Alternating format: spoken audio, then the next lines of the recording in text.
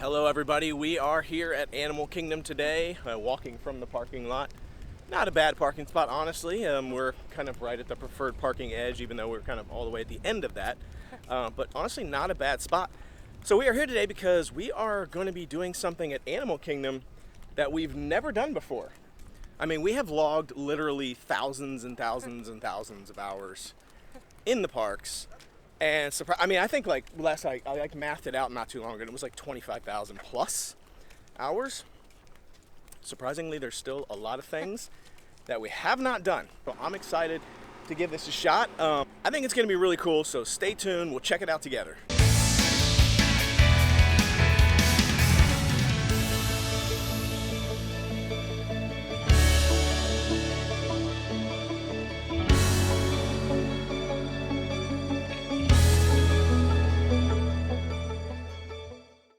We are entering into Animal Kingdom. It is late in the evening hour here. It is going to be dark soon. And it is still over 90 degrees. It is very hot today. I am getting very warm. I ain't gonna lie. And I feel like I say this is like a broken record, but we always manage to go to Animal Kingdom on the hottest days. And because this is the hottest park, with all the foliage and the trees and everything, it feels even hotter. It feels like you're standing on the surface of the sun. So, we got that going for us. We made it into some shade. Some of the very little shade that's actually in Animal Kingdom is right here in the very entrance where you walk in. I mean, it's still warm here because it's like moist. But, ooh, look at this. Check this out. There's some sort of like fruits or nuts or something on this tree right here I've never seen before. See those up there? Those like brown, like coconut looking things. I mean, they're not coconuts, but I don't know, there's a couple of them. I don't know what they are. Huh, I've never seen that before. We keep trying to get a glimpse of the baby Babirusa, but no, it's never out because it's only out during the morning hours and we're never here in the morning. But the adults out there, yeah, one of them. Anyhow, as I was saying before, I got distracted by whatever that fruit or whatever is. People ask us all the time, like, how do you go to Disney so much? Like, how do you go to Disney, Universal, SeaWorld? Like, don't you get bored and tired of the parks? And I'm like, no. I get bored and tired if I sit at home. Not it at all, really. I'm like, I don't know how to explain it otherwise, and it's just like our mood uplifter, like our happy place. Like, it doesn't matter what's going on, like if we're just kind of chilling at home or in a bad mood or just not feeling great, like as soon as we get up off the couch, come into the parks, and just hang out, it doesn't really matter what we're doing, honestly. I don't care if we're just walking around, if we're grabbing food, if we're hitting a ride, or watching a show. It doesn't matter as long as I'm in the park, not in the parking lot, but in the park, I'm happy. I'm just instantly happier. Even though there's always going to be people in the parks that try to make you less happy, I just think that's in life in general, and that's everywhere. You just kind of have to ignore it and slough it off and find all the happy stuff that you can do. So, I don't know, we never get tired of it. I say just go to Disney with an open mind, open heart, that you're just going to enjoy it. And it doesn't matter if you get to ride all the rides that you want to ride. It doesn't matter if you're going to get to see every single show you want to see. Just go and have fun. And you will. I think you'll always have fun, honestly, if you go with that mindset, so I never get tired of it. Came in here to the store in Dino Land just trying to see if there's any new merchandise, and I just happened to see this for the first time. I've never even seen it before. Look at this. Hester's Dino Rocks. It's like a little dinosaur rock concert up there. You see the little rocks in the corners are kind of like speakers, and there's little music notes, and there's like dinosaurs. I think it's supposed to be kind of like a dinosaur rock band. Right out here outside of Dinosaur, obviously, but what I think it's really interesting, not too long ago, they were having real trouble with people getting in this water. So they actually had to build this up. And then there was actually a railing installed here at one point. They actually put a railing on this thing to prevent people from climbing over. They've now gotten rid of the railing, and now they have these plants right here that are all, and you think, like, how is a plant keeping people from, climbing in here? If you look at the plant itself, look at them spikes on that thing. This is like This is like nature's barbed wire. I just think that's so interesting. So instead of having the railing, which is kind of ugly,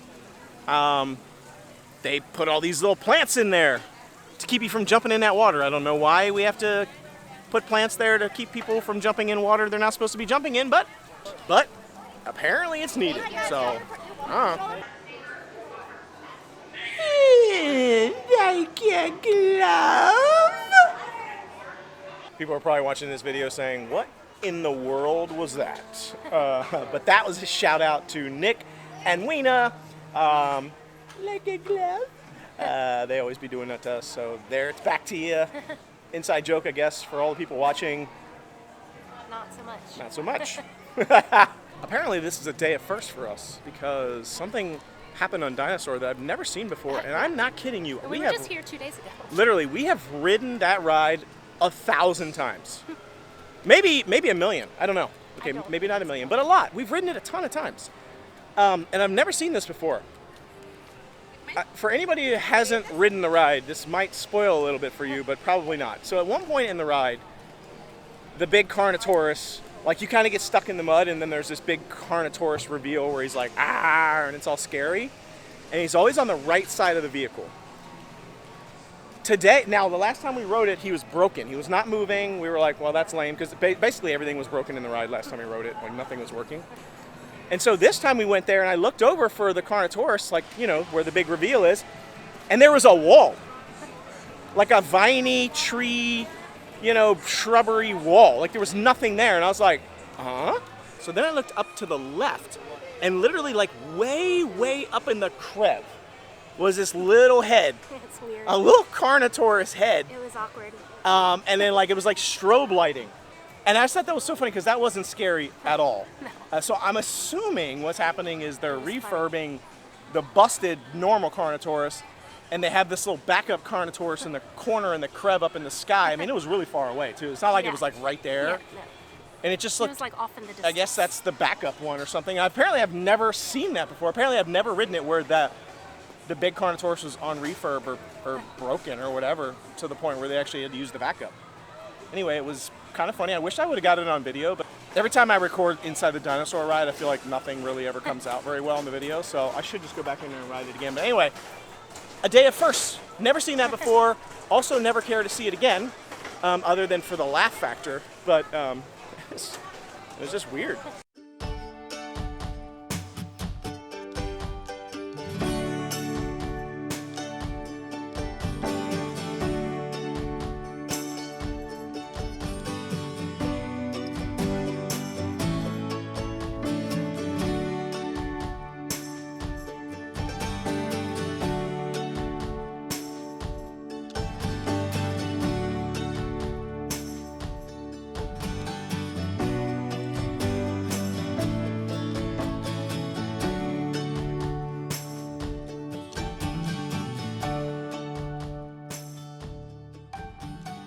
We made our way over here to the thing that we've never done before, which is the Boneyard. It's a fossil fun site. It's like a dig site, and there's like, I don't know, it's like a kid's play area, but maybe it's for adults too. We're gonna check it out. We've never done it before.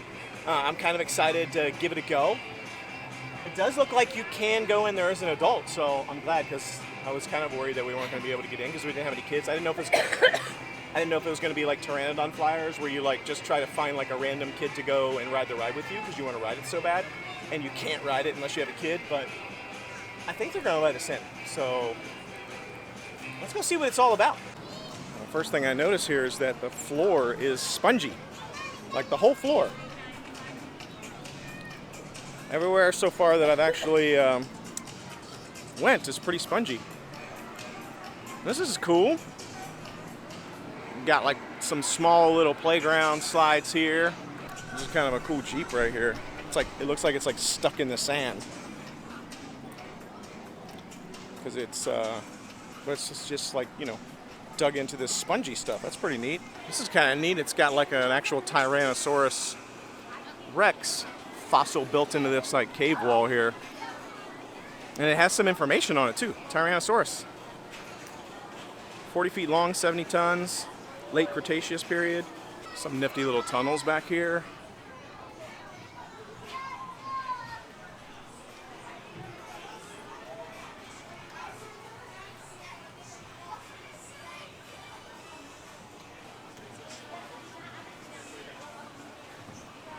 There's actually a lot of slides here that you can kind of go down. You can see all the yellow slides that are kind of built in.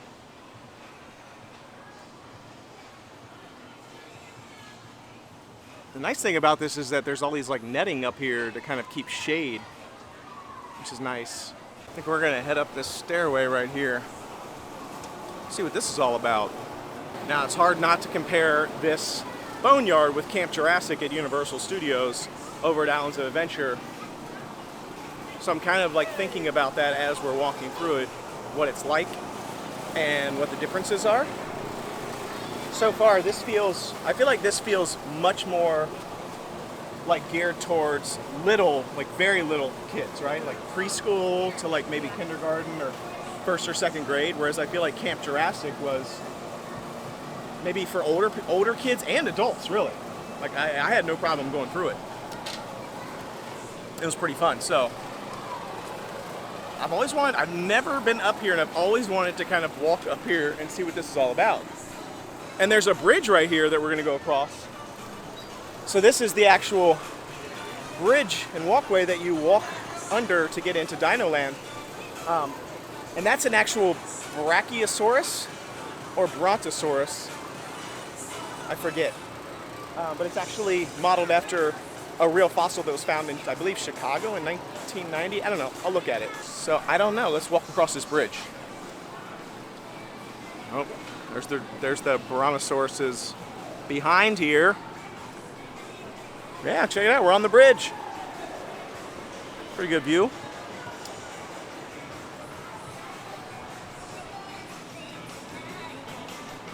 What's over here? What is all this? Oh, there's a dig site over here. Huh. Oh, check it out.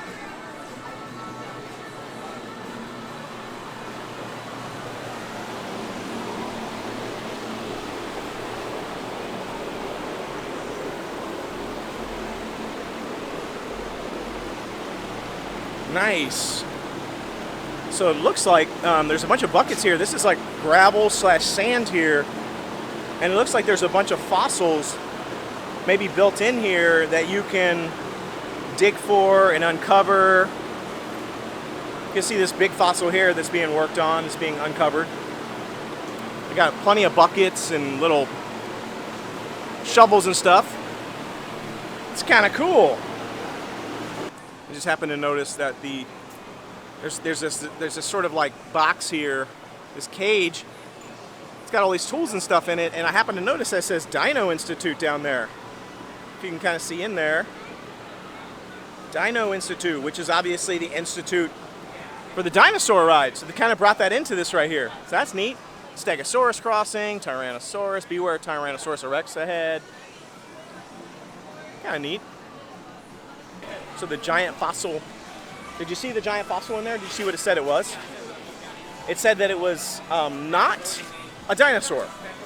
It said what the fossil is in there that they're kind of digging out is not a dinosaur, it's a mammoth.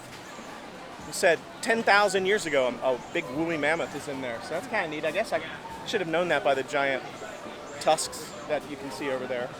And it's got like a diagram of it over there that you can kind of see what it looks like, all uncovered. Let's head over to this side. So we went back across the bridge now, and we're headed towards the opposite side over here, which it looks like there's a bunch of stuff.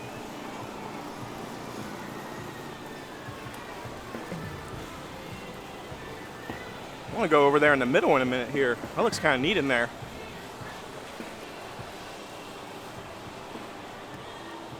Ah, what's this? It's another like fenced in thing of, I guess, like decorations. Yeah. So a little like shelter, kind of like shack setup in there.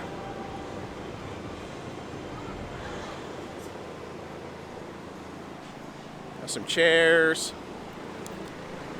Huh. And then this looks like the spot for 3 different slides to go down. I'll be honest and say, so far, the funnest thing to actually do here in Boneyard is to bounce on this like springy ground right here. Like I'm like wing, wing, wing, wing. It's all spongy down here, which is fun. It's actually kind of fun to jump on, which is also cool because it's very safe. Like I mean, if a kid literally falls and face plants on this thing, I think they get up without even crying because it's like it's very soft and spongy and bouncy. Let's hit into the middle section here. We got a slide there. What's that? That looks kind of like a death trap right there. I guess it's just a walkway, but it looks so steep. Yeah, there's a cargo net right here that you can actually go up on. There's a staircase as well that you can go up, but there's a cargo net that takes you all the way up there. Come on over, come across the cargo net. Oh, she did it pretty easily, actually. Surprised. Was it easy? Made our way all the way to the top here. You see we're up here pretty high. Look, there's a fossil way up here. Huh. I can actually hear kite tails behind me in the background. So, what do you think about the Boneyard compared to Camp Jurassic at Islands of Adventure? It's not fun for adults. It's just for little kids. Yeah, it's which not. Is fine. It's cute. I think it feels to me like a playground. Yeah. Just kind of a straight up like playground that the kids would play on in, you know, a neighborhood playground, or even like, I don't know, a fast food restaurant, or even like, I don't know how to say other. It's just a bunch of like, it's kind of just like a bunch of steps with some slides and a little bit of cargo nets and a few fossils. But overall, it's not like an exploration. No. I feel like Camp Jurassic was more like an immersive exploration thing that was fun for, I think, adults and kids. And I think even at nighttime, Camp Jurassic even becomes more awesome. And it's awesome in the daytime, but even at nighttime, I feel like it's really cool. Here, this closes. I don't even know if it's open at nighttime. I know tonight it won't be open at nighttime, but I don't really know that it really would do much ambiance-wise. So I think if I had to evaluate both of these two things together, Camp Jurassic is a lot better. Like, way better. I think even for kids. Not just for adults, but I mean for anybody.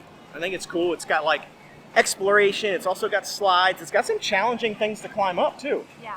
It's got some challenging cargo nets, and even like some of that one thing that I barely could get through it. Like, I mean, it was kind of rough. It's got water guns and stuff you can spray at people, and it's got a cool ambiance of like that there's actually like dinosaurs in there. It's a little spooky too here and there. So the Echo thing was cool, the Echo Cave. I don't know, overall, check out the Camp Jurassic video. I'll link to it below. It's actually a really cool place. If you haven't watched that, not a lot of people actually watch that video. I feel like people are like, Camp Jurassic, who cares? It's actually a really cool place. You should check it out.